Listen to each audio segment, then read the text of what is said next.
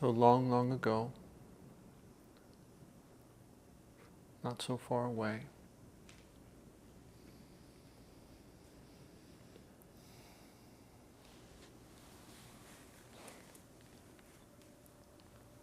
there was a child born.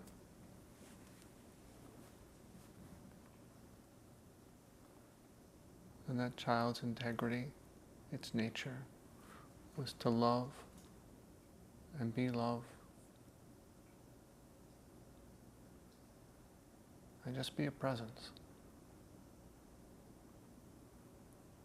And it looked out at the world, observing, curious of everything.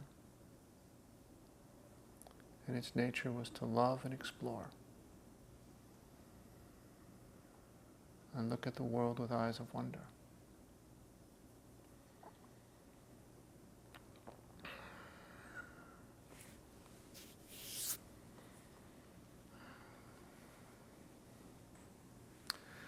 That child happened to come with a body.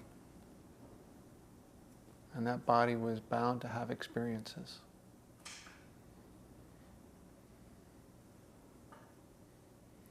From an unpleasant poopy diaper, to being hungry, colicky, a toothache. So along with experiencing love and joy and laughter, being a happy baby, experience discomfort and pain. And part of that child's integrity was to know life. To know life. And to know what it needed for survival. Just like your lungs know that they need to breathe oxygen and expel carbon dioxide. That child's being knew what it needed for life. Needed milk, fluids, air, rest, needed to be cleaned. And it cried out for the things of life when it needed.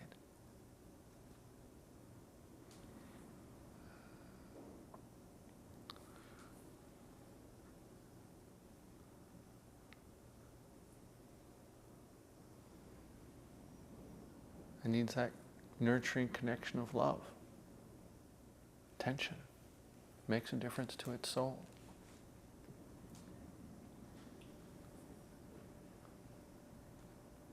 And somewhere, it's year 1 or 2 or 5 or 10, some of those needs weren't met. Mom was busy, dad was busy.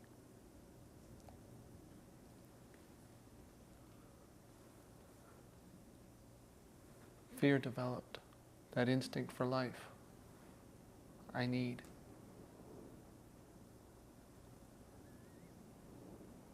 Where's mom?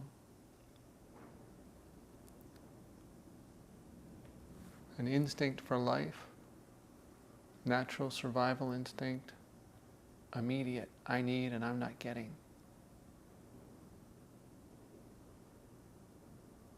A kind of survival fear. Might just be for attention. Later in life,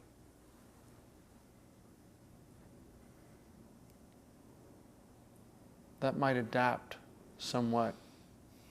I need mom to take care of me. I need dad to take care of me. If they're not there for me, I won't live.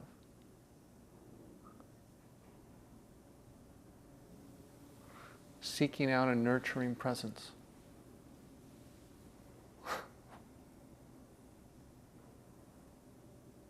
Where things like helping to eat and drink and survive and be cleaned.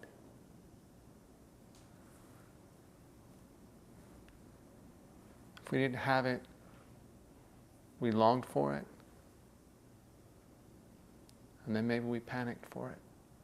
A kind of anxiety. Maybe it lasts a little while, maybe it lasts a long while.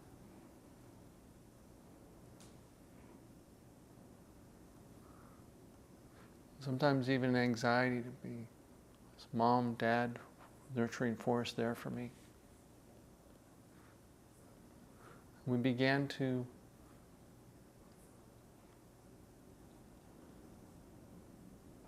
be aware we needed this person to take care of us. We needed them to love us. Our survival depended on it.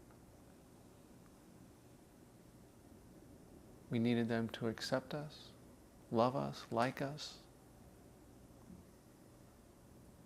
And our life was going to be better if they did. And so we began to adopt strategies to make sure they liked us and loved us. We'd make our faces and gestures so they laughed. We do the things that they approve of. Yes, we enjoyed it, and we could make that fear go away. We could make that anxiety go away. Oh, they like us, they love us, they accept us. We don't have that fear. We felt better. We soothed ourselves emotionally by being what made them happy. And this became, after a while, habit and habit and habit. Do what makes the other person happy so I don't feel afraid. And we began to continually do what made others happy, even if we didn't like it.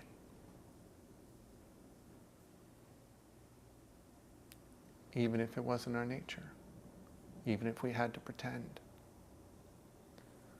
We began to wear the mask, the role of what others wanted us to be.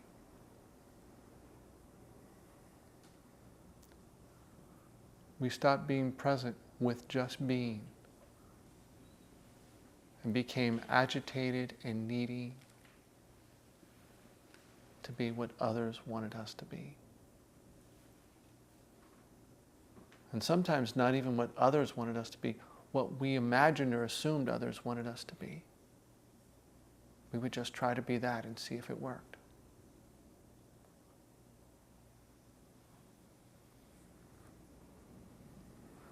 And now we became very busy and very animated. And we stopped just being present and still and perceiving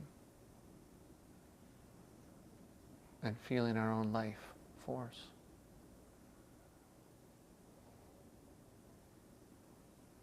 We began to feel like I have to do something, do this, do that. Looking around at other people, looking to see how their eyes moved, what their facial expression was. We do something, watch their facial expression. Modify our behavior. Watch their facial expression again, modify our behavior.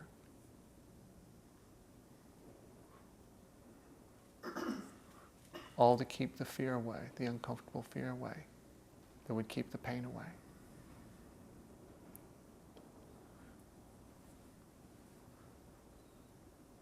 We became masters at it. We didn't even have to think about it.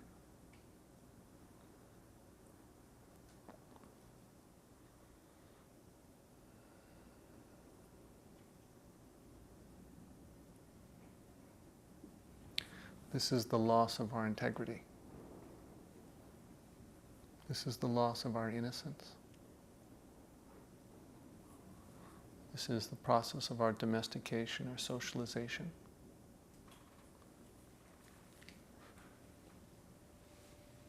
This is when we stopped being our natural self, feeling our own presence, and lived by compensating strategies to avoid fear. Some of those strategies absolutely necessary at that time, but may have set up residual patterns for years that aren't necessary anymore. Aren't necessary when we're old enough to take care of ourselves and have our own needs met. And we don't need to rely on strategies and fears to guide us.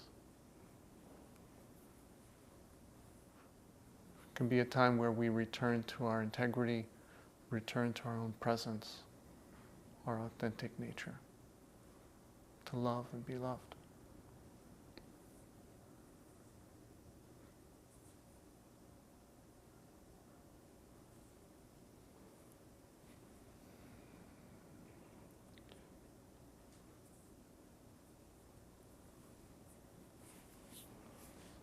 The strategies might call out, I need to do this, I feel uncomfortable. How should I be with these people? But it's like the crying out of a 2-year-old or a 4-year-old, 10-year-old, trying to get approval, but not knowing what to do anymore. That 5-year-old self, that 10-year-old self, pushing outward with its expression. Watch it. Watch it. Step outside that character. Watch it from across the room. Step outside that human sitting there in the body and watch it from across the room. And step outside that character and watch it from another point of view. As the energies of fear, the energies of a survival instinct no longer needed.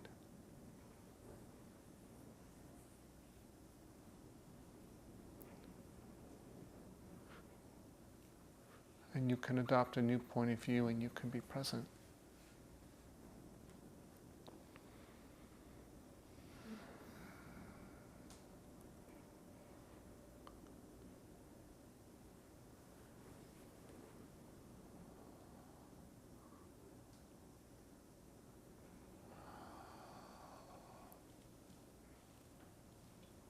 And that child, that energy, says, I need, I have to, trying to survive, might panic because it feels like it's going to die if it doesn't have what it needs, if it doesn't have the attention, the approval, the interactions, the facial gesture response from another being just the way it expects.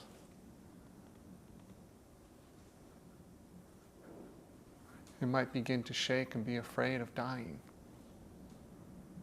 because that's its patterned response, but not because it's the truth. Notice your breathing. Notice the breathing in the body. That's life. And that scared child is dreaming.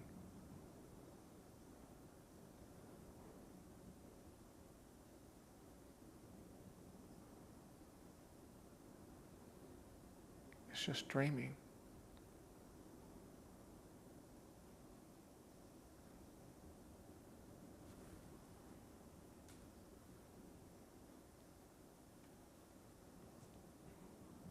And maybe you can walk across the room and go hug that child. But don't dream its dream. Let it dream your dream. Bring your presence to that child. The presence to the nervousness, the presence to the anxiety.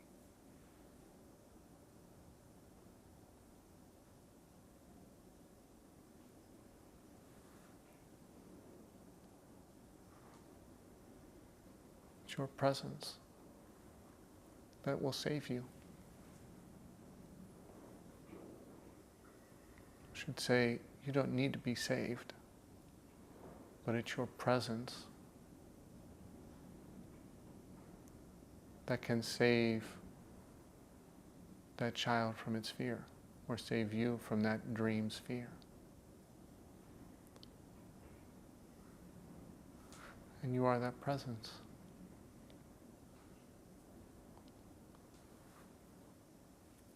You're the force that will modify that dream. Instead of that dream modifying you, you're the force of presence and silence that will modify the dream. This is the return to integrity.